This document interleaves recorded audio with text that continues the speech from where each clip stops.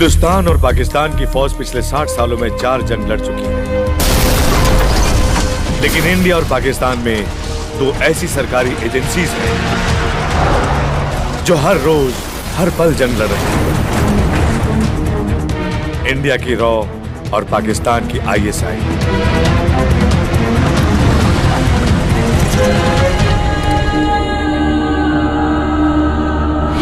बिलाल खां को गिरफ्तार करके हिंदुस्तान अपनी जीत का जश्न मना रहा है। हम उसकी जीत को शिकस्त में बदलकर उसके मंसूबे पर पानी फेर देंगे। हम हैं पाकिस्तान के आला कमान बशीर खान। न मजा इश्क में है, न वो मजा प्यार में,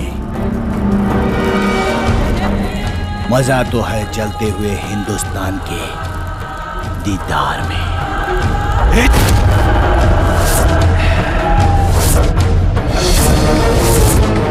अब आएगा मजा।